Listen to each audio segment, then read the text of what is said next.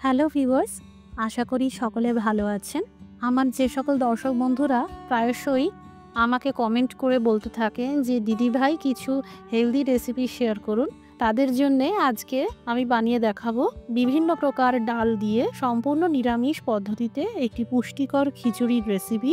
নমস্কার, আমি মৌ। আপনারা দেখছেন মৌয়ের সাথে রান্নাবান্না। রেসিপিটি ভালো লাগলে লাইক দিয়ে শেয়ার করে দেবেন। নতুন নতুন আরও রেসিপির জন্য আমার চ্যানেলটি সাবস্ক্রাইব করে রাখুন। যেমনটা আপনারা দেখছেন, এখানে অনেক ধরনের ডাল নিয়েছি। এই সব ডাল আমি সারা রাত ভিজিয়ে রেখেছিলাম।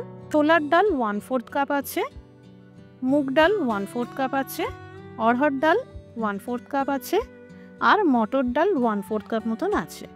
সেই সাথে এক মুঠো কাঁচা চিনেবাদামকে সারা রাত ভিজিয়ে রেখেছিলাম, আর এক মুঠো কাঁচা ছোলাকে সারা রাত ভিজিয়ে রাখার পর সিদ্ধ করে নিয়েছি।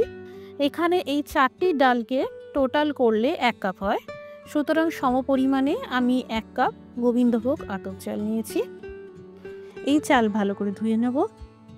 এদিকে নিয়েছি কুচানো আদা 3 চামচ, আর 3টে কাঁচা লঙ্কা, আর 2টো টমেটোর দানা বের করে ডুমো ডুমো পিস করে কেটে নিয়েছি। এখানে টোটাল 1 কাপ ডাল আর 1 কাপ চাল মিশিয়ে হয় 2 কাপ, সুতরাং পাতলা খিচুড়ি বানানোর জন্য 2 কাপের 5 গুণ বেশি পরিমাণে 10 কাপ জল দিয়ে দিলাম। আপনারা চাইলে আর একটু বেশি করে জল দিতে পারেন। আর এই খিচুড়ি রান্নার বৈশিষ্ট্য হলো যে আপনারা চাইলে খিচুড়ি রান্নার মাঝখানেই গরম জল মেশাতে পারবেন। ফ্লেভারের জন্য দিয়ে দিলাম একটা বড় ফাটানো এলাচ আর 2-3টে দারচিনির টুকরো। এই দেখুন জলের নিচ থেকে বুদবুদ তৈরি হয়েছে। এই পর্যায়ে দিয়ে দিলাম এই 4 রকমের ডাল সহ চাল, ভালো করে মিশিয়ে নিলাম। অনেকেই মসুর ডালকে আমিষ মনে করেন, তাই আমি এই খিচুড়ি রান্নায় মসুর ডালটা বাদ রেখেছি। যাদের অসুবিধা নেই তারা মসুর ডালটাও দিতে পারেন। 1 চামচ হলুদ গুঁড়ো দিয়ে দিলাম কালারের জন্য। খুব ভালো করে মিশিয়ে নিলাম। এই যে এখানে ফেনা মতন দেখছেন, এটা ডালের ফেনা। এটা এইভাবে যতটা সম্ভব তুলে তুলে ফেলে দিলেই ভালো।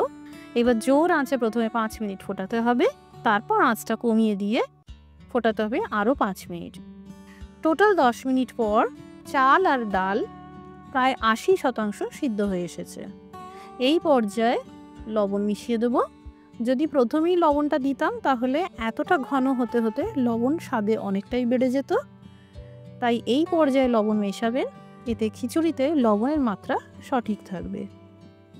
আবারও ঢেকে কম আঁচে ফুটতে দিলাম। আর ততক্ষণে এইদিকে ফ্রাইং প্যানে দিয়ে দিলাম 3 চামচ মতন গাওয়া ঘি। আপনারা চাইলে তেল ঘি মিশিয়ে করতে পারেন, অথবা শুধুমাত্র তেল দিয়েও করতে পারেন। ফোড়নে 1 চামচ আস্ত জিরে, একটা শুকনো আস্ত লঙ্কা আর একটা তেজপাতা ভেজে নিলাম।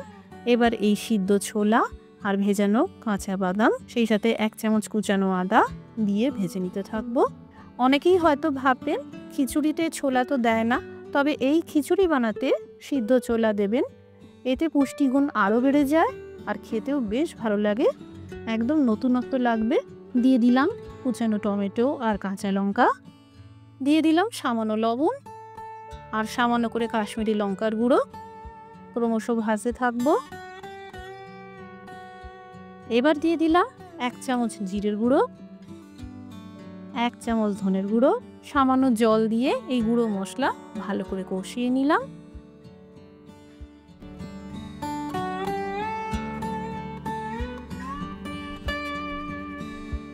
এদিকে চাল ডাল অনেকটাই সিদ্ধ হয়ে এসেছে আর মাখো মাখো হয়ে এসেছে। এবার এই পর্যায়ে এই ভাজা মশলার গ্রেভিটা দিয়ে দিলাম আর ভালো করে মিশিয়ে নিলাম। এইভাবে মশলার সাথে মিশিয়ে নেওয়ার পর কম আঁচে ঢেকে আরও 3-4 মিনিট রান্না করে নেব। এই দেখুন খিচুড়ি একদম তৈরি। এবার আঁচটা বন্ধ করে দিলাম।